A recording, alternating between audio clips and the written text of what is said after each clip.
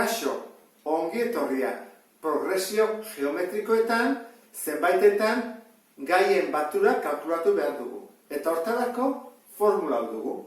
Batura, n elementuena, ez dakigu 7 edo 10 edo 15 behar dira, lehenengo gaia hemen dugu, arrazoia behar dugu, eta esaten digute zenbat elementu, ezta? Eta hemen arrazoia. Orduan, hau ezagutzen badezu, batuketak egitea oso erresa da.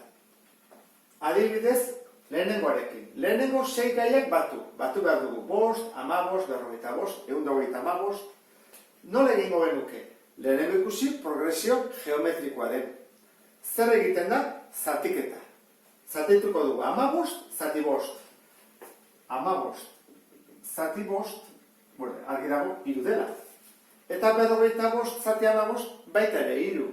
Eta hasten bagea zatiketak egiten, beti da 3. Orduan, arrazoia badakigu dela 3. Bider 3 egin behar dela beti. Orduan, erre badakigu 3. N, zenbat elementu dira? 6, esan dugu, lehenengo 6ak kalkulatzeko. Eta, falta zaiguna da, lehenengo gaia. Zer da lehenengo gaia? 5. Hori jakin da, behar ditugun 3ak ezagutzen ditugu. Orduan, hasiko gara. S. 6 gaienak, lehenengo gaia zen bada? 5. Bider. R zen bada? 3. Ber, zenbat? N, zenbat elementu dira? 6. Imarra 3 ber 6. Ken bat? R zen bada? 3. Ken bat? Orduan, eingo dugu. 5 bider, 3 ber 6. 3 ber 6, atatzen da, 729, ken bat, eta hemen 2. Orduan, kalkuladorak ingo dugu, ken bat, bider 5, zati 2. 1820. Batutzen baditugu lehenengo 6 gaiak, atako zaigu 1820. Beste honetan, lehenengo 5 gaiak bakarrik egin behar ditugu, baina gure zaitasuna da, dela batzuk plus, besteak minus. Plus, minus. Orduan, ez da zenbaki oso handiatako, zergatik? Plusak eta minusak anulatzea joaten direlako, kentzen, ezta? Hemen bezala, jakin beharko dugu.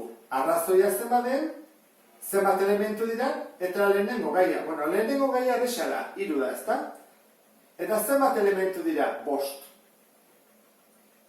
Falta zaigu, arrazoia. Zatiketa. Egin behar da, -12, zati 3. Jarriko hemen.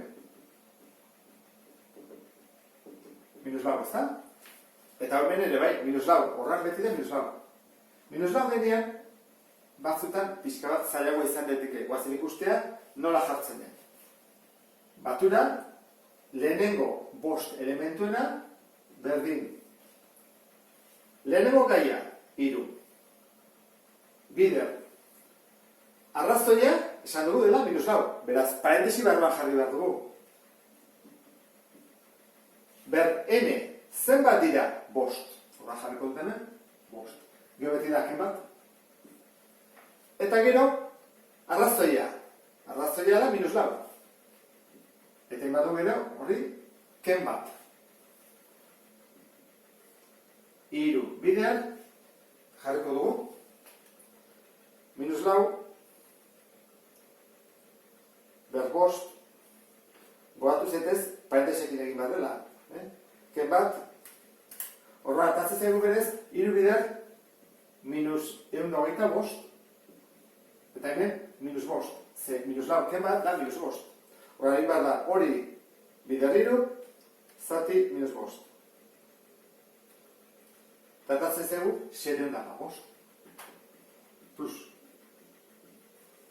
Ikusten dezun bezala, formula hau ezagutzen bada, batuketak egitea ez du inongo arazorik. Beste bat arte, agur?